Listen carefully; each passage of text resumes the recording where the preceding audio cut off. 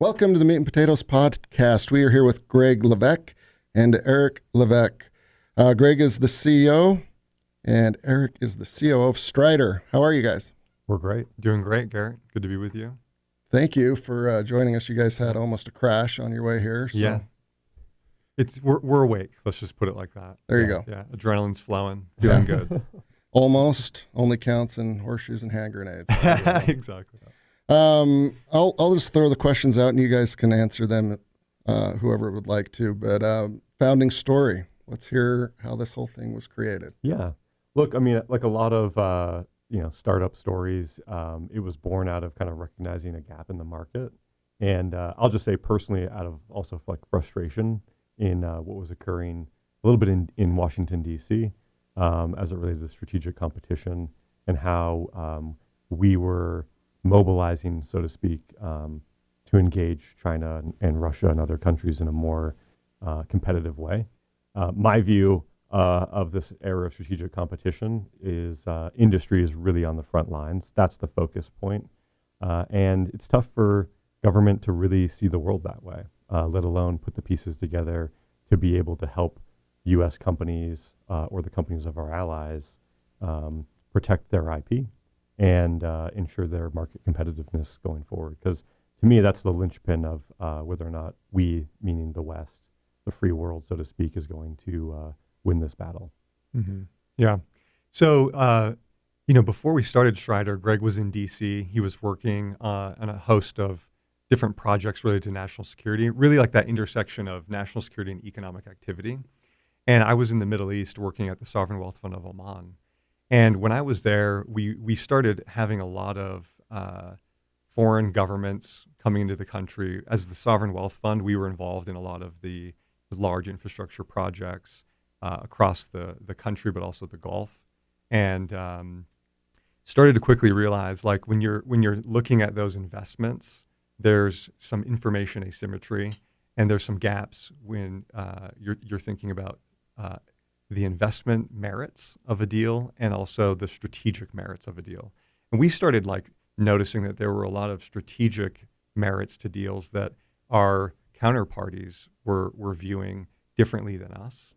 And so Greg, given what he was doing in DC, I reached out to him. We started having some conversations about, for example, the Chinese government's efforts with One Belt, One Road, and with the grand strategy of what that meant. And, in the investment side and the commercial side, that's something that doesn't really get incorporated into a lot of the due diligence process or decision making. And so we started having conversations about that. And it was really helpful for me and for the team that I was on to be able to have that type of information and that type of knowledge really born out of what the government was doing. So I think like Greg and I, we had been working on this idea for a couple of years, and we started to see that the work that he was doing, which was at the time very manual, very report driven, and really government was the customer. But the problem was being dealt with in the Middle East with a sovereign wealth fund in the private sector, the commercial domain. So we recognized like that was an intersection that we could uniquely fill. And so we came together to start Strider. We knew that it needed to be scalable. It needed to be data-driven and dynamic in terms of how we deliver insights and intelligence to our clients. So that was the genesis of the concept. And then, as folks do, we went out and started speaking to VCs about it and looking to raise some capital. So, but maybe one other thing to add here is we're also kind of at a unique point in time. And I kind of look at it as like we're riding two waves, so to speak. So the first is the open source intelligence wave, which is really coming to bear on the Ukraine-Russia war front, right? And looking at the role of companies that are actually providing intelligence collection and analysis at scale. That could not have happened even 5-6 years ago. Yeah, we were actually looking at like January of this past year when the Russian troops were building up on the border, and you were getting on LinkedIn, commercial satellite companies posting imagery of the Russian military forces with analysis and emojis, like in a LinkedIn post, which 5-7 years ago, that's top secret classified military intel. Right. Yeah. You know? So I think that there's a OSINT revolution happening right now. Yeah. From like ad tech to geospatial to what we're doing at Strider. all those things are coming together to create new capability, not just new products, but new capability that can then be used in a variety of ways to enable and support businesses. Yeah. So that's what's really exciting about Strider and what we're doing.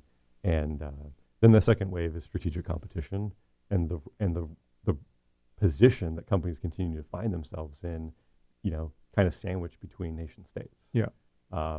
So that's an area too where, we knew this going into founding the company, that there was going to be demand, that this problem existed. I've been pleasantly surprised with not only the level of awareness, but the desire to act at the C-suite level across the Fortune 500 today. Yeah. That is a lot to digest and unpackage. We did use an acronym OSINT, which is open source intelligence, correct? Correct. Yep. You've got human intelligence, SIGINT, signals intelligence, all sorts, right? Yep. And if you are Uncle Sam, for example, you're worried about all of it. Yep. And if there's bad people, you need all of it to figure out who they are and how to deal with them. But open source is exactly that, right? Somebody across the border from Russia could fly a little drone up, put it on Twitter or wherever. Yeah. Bob's your uncle. There you go. There's 15 MLSRs, right? Yeah. You don't need any satellites. That's right. For that.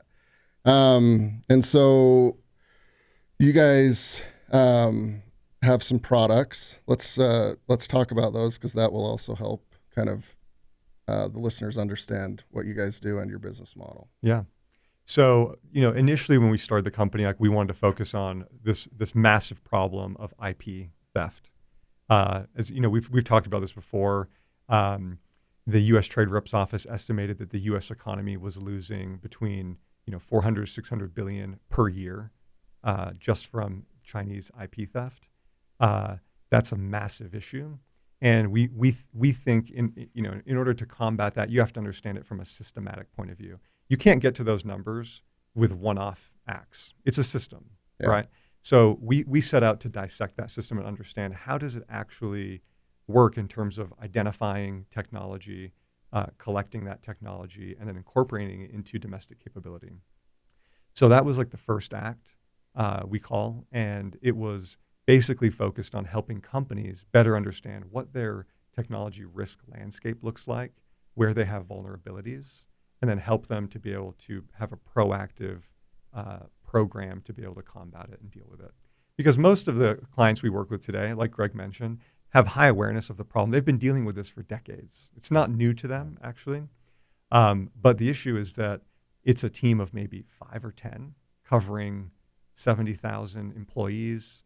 They have global operations. It's kind of like that problem. You're a mile wide and an inch deep. Yeah. So I think what we wanted to do is help them be, get more depth, get more understanding of the problem set, and be targeted. So that was the first foray into helping companies and investment firms from a technology risk and IP protection standpoint. So, the current offerings we have today, we call them part of the Protect suite. So they're primarily leveraged by security teams and legal teams within large enterprise companies today. And it's really about protecting their crown jewels and their core assets, their talent, the technologies that they're working on and developed, and their third-party suppliers and supply chain.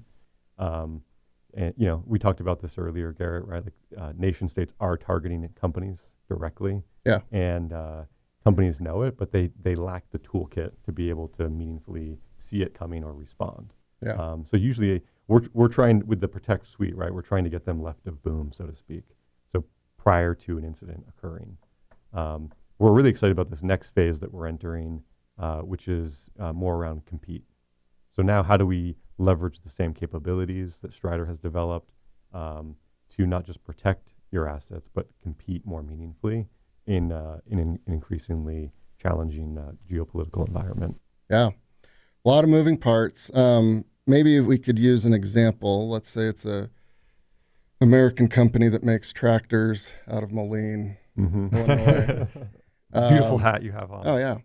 And they do a lot, right? Yeah. In agriculture and construction.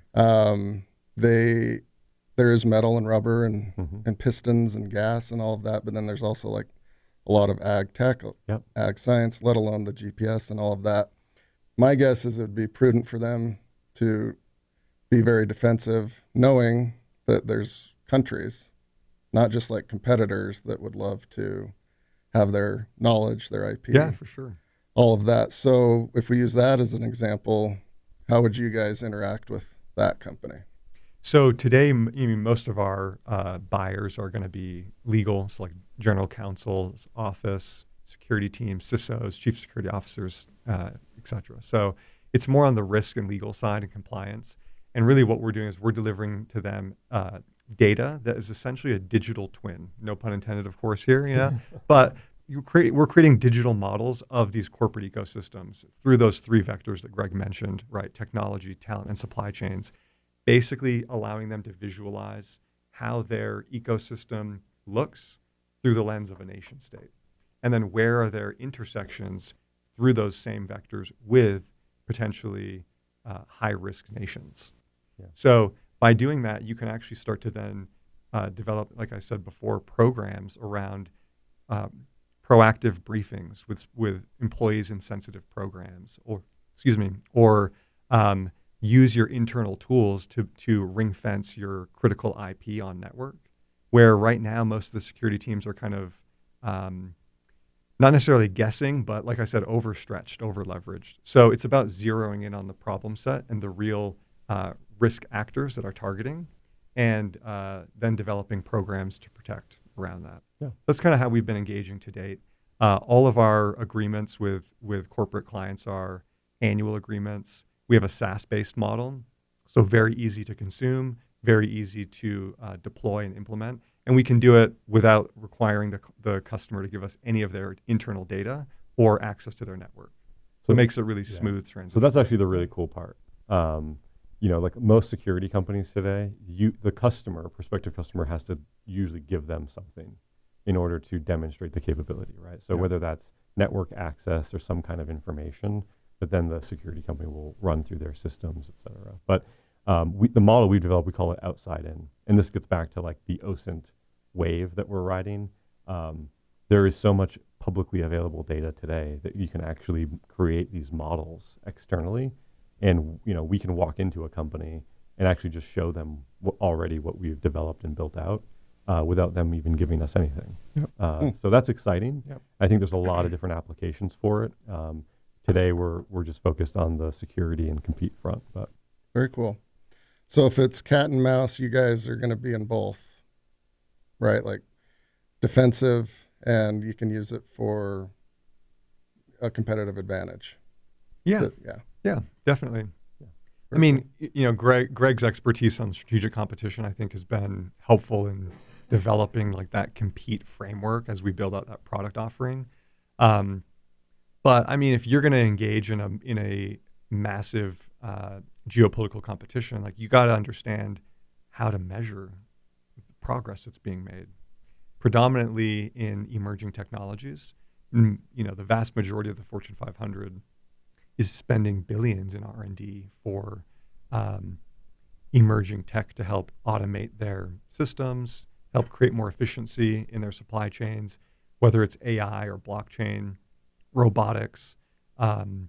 Those are areas that are really up for grabs.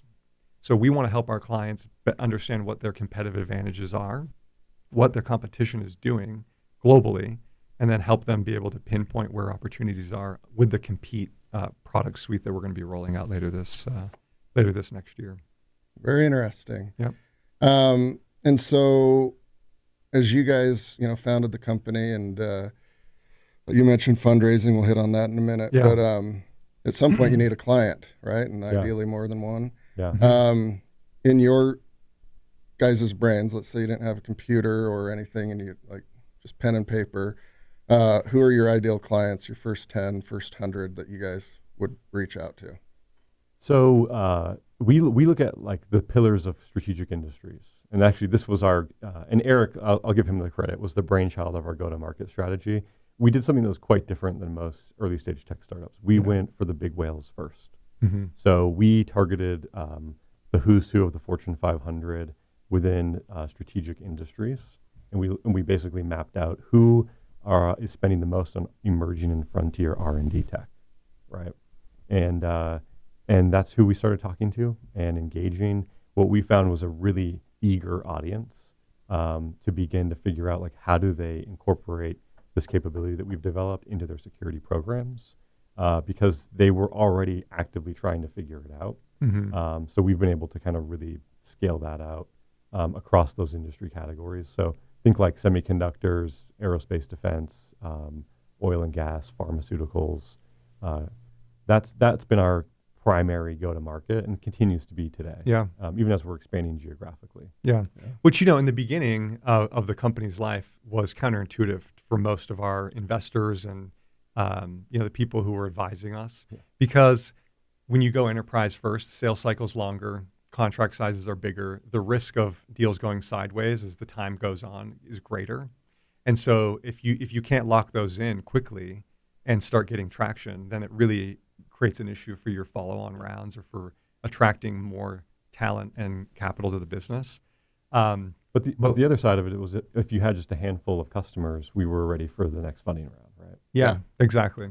But the other aspect of it is we had this thesis that if we couldn't prove it out at the enterprise level, then we were off. Yeah. So why waste time going down market or starting at a commercial segment, or going gov first and getting sucked into that? So we were very focused and very dedicated to, like, proving that out at the enterprise, getting traction there, and then expanding. Yeah.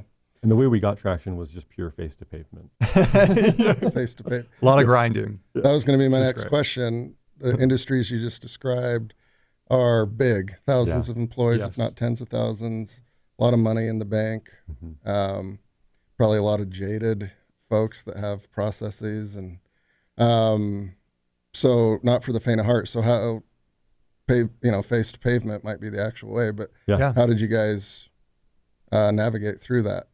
So we actually we have this ethos around delivering value at every interaction. That's actually how we did it. So we were very open with folks about what the objectives of the business were and the capabilities we were developing. And then we would actually, in demos and through the sales process, actually give them the product. Yeah. Let them use it. Let them see it. Let them incorporate it into their existing programs.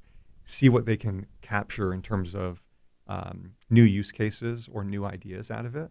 And then through that, we built up relationships and credibility, and it allowed them, I think, to say, yeah, this is something we want to incorporate in. And actually, we had a lot of customers in the beginning who wanted to help. They recognized that it was such a big problem, something they've been dealing with for so long. They wanted to be part of it as well. Yeah. I think Eric hit it on the head too. And there's a saying, like, deals move at the speed of trust. Yeah. I think that in the early stages of any business, there is this almost like anxiety to sell in order to survive, right? It's natural, but you almost kind of have to suppress it a little bit, because if you come in too hot with the sales approach, you remove that opportunity to build a relationship of trust. And I think that was, in hindsight now, a core part of our go-to-market motion, even though it may have not been, like, written down on paper. It was just the style and the approach that we took, which allowed us to get champions in these companies and want to fight for us. Because, this, at the end of the day, if you're doing a procurement decision, they have to believe in not only your product, but your team. Yeah. And so that was another learning we had really early on in the business. Yeah. Yeah. I imagine those were heady times and a lot of back-to-back calls and all of that.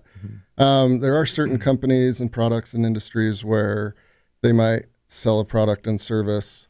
Let's say it's Billy's lemonade stand, and then another sales rep calls up Katie's lemonade stand. Are you guys able to sell to competitors, several people in the same industry? What did you think through on that one? So, look, Strider is category creating, and I think we are a first mover in this space. And so we have not yet run into what I would call, like, direct competition. There's always substitutes. So I think there are alternatives. But in terms of, like, a tech-driven solution that's scalable and automated, I have not yet seen anybody else in the market delivering that kind of capability. And we had a couple of our customers, so Fortune 15 companies, in order to get management to sign off on procuring Strider, they had to validate that A, they couldn't build it in-house, and B, there wasn't any other competitors to do a bake-off with. So for us, that was an interesting data point to kind of hit home that, look, there are some things that others could reasonably probably do manually, but as far as that automated tech-driven piece, haven't seen it yet. Gotcha. But you guys are able to sell your products and services to competitors. Yeah. Okay. Within industries you're talking Yeah, about? yeah. Absolutely. Yep. Gotcha. And frankly, look, the security teams, they collaborate. Yeah. So even if they're direct competitors, we've even seen instances where the security teams will engage each other because they share a similar threat landscape. Yeah. So I think there is actually on that level a bit more collaboration than some might think. Yeah. That is good. And I think I've seen that a few times in my life, and it's not all just daggers in the back, and there is more collaboration. All right, so you guys, for those watching, can see you are twins. Yep. For those listening, you are twins and brothers. As you found the company, certain decisions are going to need to be made on roles, titles, who's going to do what, when, how. How did you guys come to these answers? Well, Greg's 3 minutes older, so naturally CEO. Absolutely. I mean, that was it's kind of born first. There you go. Birthright. Biblical. Right? Well, if that's the answer, that's the answer. Like joking aside, look, Eric and I, and look, our third co-founder is Mike Brown, CTO, not a triplet, but we're kind of like three legs of a stool, and each of us brings a different experience and skill set to the table. My background and expertise kind of lent more to the strategic, intelligence side of the business, and looking at the capabilities to be developed that then we could take to market. Eric was well steeped and experienced in that operations and finance piece of the business, and really was the architect of how we're actually going to go sell this. Because you can have the best idea in the world, if you can't translate that into something that can be bought, sold, and scaled, then you don't have a business, right? Yeah. And then obviously Mike is our X factor, tech engineer, who really is the one who, side by side went through the process of figuring out how do we actually automate this? How do we leverage all of that collection that we're doing and build this capability in-house to then to build a business that can, stand the test of the competition that we're in. Yeah, we joked that his role was to basically tap into Greg's brain and the brains of some of our top analysts and basically extract that knowledge and insight and process that they would go through when they would manually dissect these systems and look at these different nation-state activities in the economic domain and then automate it. No small feat, but we think he's one of the top CTOs in the country, and I think between us and then the other folks that we've been fortunate to bring onto the team, it's been a blitz the last 3 years, but we've made incredible progress. And we really do feel like we're just getting started too. Yeah, for sure. Yeah. Somebody was working on something that plugs into your brain. Was it maybe Musk? I can't remember. Yeah. But, could have made it easier. Sounds like you guys have already figured that out. That's your own. Yeah, test exactly. case. That's a potential pivot down the road. All right, next time if you guys are here and you've got a scar on your head, we'll know it didn't Yeah, work. exactly. All right, so Utah-based, and we'll call this a national security company? Yeah. Sure. Yeah. Why Utah? Utah is actually a phenomenal place to build, obviously a tech startup, but national security tech, I think, is a new segment here, but makes total sense. Think about like what the state has been doing over the last couple of decades. We've got multiple folks from the IC based out here, from the intelligence community. We've got Hill Air Force Base selected as one of the 4 innovation centers of the Air Force going for the next couple decades. The state legislature is leaning in on this as well. This past legislative session or last year's passed a bill giving UVU and Utah State $5 million to build out national security education programs to train the next generation of national security leaders. Language skills in this state are just about as good as anywhere else, if not better. So you have this really rich talented market with the support of the state and an ecosystem that is really built around scaling tech companies. And so for us, it was a no-brainer to be based out here. We also have an office in DC, and then we're building out a presence in London. But Utah is the headquarters of the business and where we want to continue to grow and expand. Yeah, very cool. Yep. Yeah, there are a lot of those from the IC wandering around. And if you got a semi-trained eye, you'll know when you're talking to. They're an interesting group. Yep. Very cool. So you guys have done some fundraising recently. For those that are possibly going to do that over the next couple of years, or those that just like hearing war stories, what are some pieces of advice, and what did you guys go through that you could kind of pass on to the next group of do this, don't do that? I'll let Greg take that one. He's got, I think, some good things to get off his chest and talk about. So. Well, look, that could be a whole other discussion. I like to joke that there's no fun in fundraising. It is a labor of love, and it's something you have to do, obviously, as a founder and somebody that's building a venture-backed business. But look, there's plenty of war stories and horror stories to go around. We certainly have our fair share. I think one of the things I've learned is not to take it personally.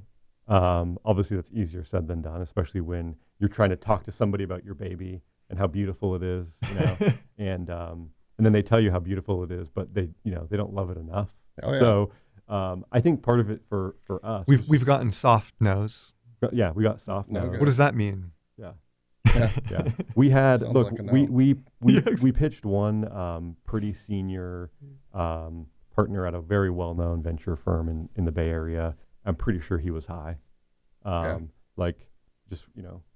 Clearly he was seeing things, and then some of the comments he made, you could tell was not really tuned in. Yeah. So that was always an interesting experience, because then afterwards we walked out and we're like, do you think he got it? They're going to invest? Oh no, I think he was baked. So didn't share with us. So that was also not great. Yeah. He was happy. He was good mood. He was happy. Yeah. But look, at the end of the day, I think really it's not about just raising money, especially in the earlier rounds. It's about finding the partner that believes in what you're doing. Because look, these people sit on your board, right? Yeah. They're going to have a voice. They're gonna have influence. And I view the seed A, B rounds in particular, those are still belief rounds. Yeah. You're finding believers, even if you have data that shows like that you've made some sales, you have traction. Things can still go sideways. So my view of it has always been, let's find the folks in the investor community that A, get what we're doing, and then B, believe in it, that it can be done, and want to be part of that. Yeah. Right. And when we took that mindset on, then you start to view the no's a lot differently. The no's aren't, we don't like your baby, and we don't believe in your business. It's that they don't want to be part of that story and be part of the mission that we've created. So when you look at our board of investors right now, Mike Janke, who led our seed round, former Navy SEAL Team 6, immediately got what we were doing within the first 10 seconds of talking to him. Yeah. Konstantin Saab, who is on our board from Valor, former CIA, right? Like, these are people that had the experience set, understand the problem intimately, and are in the investment community now deploying capital. Yeah.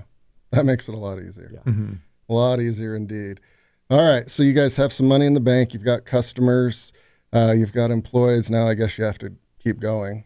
What are your plans for the next year and a half? What gets you guys most excited as you build this company? So we just announced about a week ago our third new product. So it's supply chain intelligence. That, for the most part, completes the Protect product suite that we want to take to market. So we're going to be focused on scaling that out and continuing to add more capabilities to those three products that we have on the Protect side around talent, technology, and supply chains. Where we're going to go next, as Greg mentioned, is helping companies and helping government agencies as well better understand the strategic competition landscape and what does it mean to compete, right? Like once you're able to protect your critical assets, now it's time to go out and, like you said, kind of go on the offensive. And that's an area that we're going to be expanding in over the next year. We're also going to be investing millions of dollars into our European expansion. We have a couple folks there right now building out the foundation of our go-to-market effort. We've been really pleasantly surprised by the awareness and the desire to bring this type of capability in-house in European corporates. And we've built, north of $5 million in pipeline with no marketing spend, 2 people on the ground. And so that we're gonna double down on that and overinvest a bit to expand that out. So that's going to be the main priority over the next year, those 2 areas. And we're looking to continue our growth trajectory, which remains healthy even as the market's kind of shifted a little bit. So Yeah. Well, what you guys are offering will never go away, no matter what. It's always existed. People are always stealing and being nefarious and all of that. So I think your guys' business model is one of those eternal ones. I will say it's a little bit odd sometimes when you look at the Strider story. I mean, we started in May of 2019. Before we had our first customer signed, COVID hit, and we went into a global pandemic and had to go remote. And our pipeline grew 10x. Yeah, our pipeline grew 10x. Wild. Then Russia invades Ukraine, and our European pipeline starts to take off. Yeah. So I will, for us as a business, it's a bit of an interesting, what do you look for these kind of clues in the market, and then within your own data that you're collecting to determine what do you invest in, how should you manage the business. So we're, even while the world looks like it's kind of teetering and maybe even heading into a recession, oddly enough, the data we see says keep going, keep investing, which is a unique position to be in. So yeah, I think this bear is getting a lot of gory wounds from this bull. It's a pretty good fight right now. Yeah. Well, very cool. We could go on for a long time with this one. I'm sure people find it interesting. I find it very interesting. But thank you so much, you both, for joining us, and congrats on all of your success. Yeah, thank you so much, Garrett. This was great to be here. Yeah, appreciate it. Thank you.